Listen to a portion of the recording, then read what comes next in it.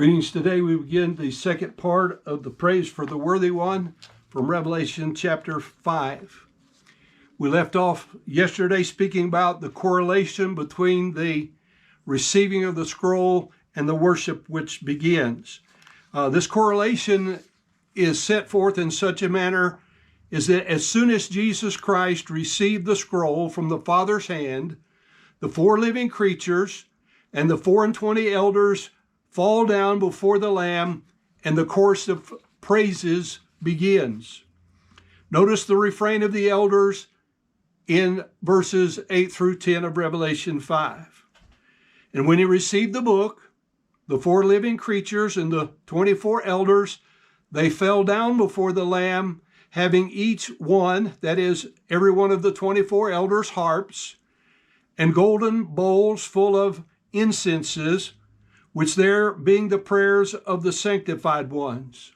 And they are singing a new song, saying, "You are being worthy to receive the book and to open its particular seals, because you were slain, and you redeemed us all to God by means of your particular blood, out of every tribe," that's every family group, "and tongue," every language group, "and people," every social group, "and nation," every ethnic group.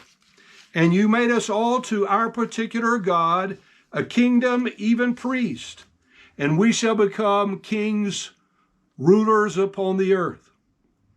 Four facts are stated about the 24 elders. Each one of the 24 elders had a harp. Each one refers to the 24 elders, but not to the four living creations. The gender of the adjective is masculine and agrees with the masculine noun elders. The gender of the living creatures is neuter and not masculine. Therefore, each of the 24 elders have the harps, which, as someone has noted, is the only musical instrument mentioned in relation to heavenly worship. When the trumpet is mentioned, it is mentioned as a signaling device, but no musical evidence is given for it. Second, each one of the 24 elders had a golden bowl of incense. This reminds us of the requirement of the high priest in his annual journey into the Holy of Holies to go with a censer filled with coals off the altar and a handful of sweet spices upon the coals, causing its smoke to fill the place. You find this in Leviticus 16 and verse 12. Now remember, the Old Testament requirement was a mere foreshadowing of the scene before us now. We're not left to wonder about the significance of such a scene, because we're told, third, that each bowl of incense represented the prayers of saints, which are the prayers of the sanctified ones. Now, there's some speculation which occurs here. Some have the elders doing intercessory work, while others have this activity as merely symbolic. Yet I believe the clear and simple meaning is that the prayers of the saints have always been and continue to be a vital part of worship. Again, someone else has suggested that these may be the as yet unanswered prayers that are referenced in Revelation 6:10 through 11. However, in keeping with the immediate context, this seems to be the most plausible view. Prayers for "thy will to be done in earth as it is in heaven" will finally and fully be outworked as the book unfolds. And then fourth, each one of the 24 elders was singing a new song, the Greek word ode. The central theme of the old story has not changed, nor will it ever change.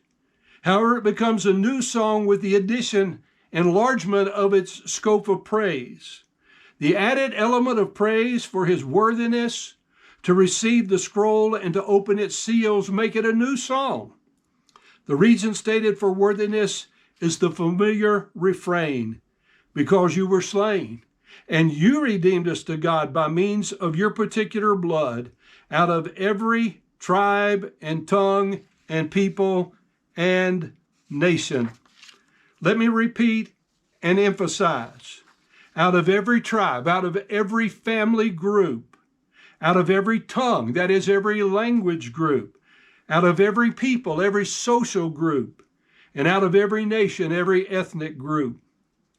The message of this verse means that someone has obeyed the command of Mark 16:15 to preach the gospel to every creature, and that some of them have heard, believed, and called upon the name of the Lord to become saved and be included in this throng which is in heaven. And you made them, the redeemed ones, to our particular God, a kingdom, even priests, and they shall, future tense, become kings, that is, rulers upon the earth. Now, this is from the UBS text, the singular. The King James from the TR has the plural, kings and priests.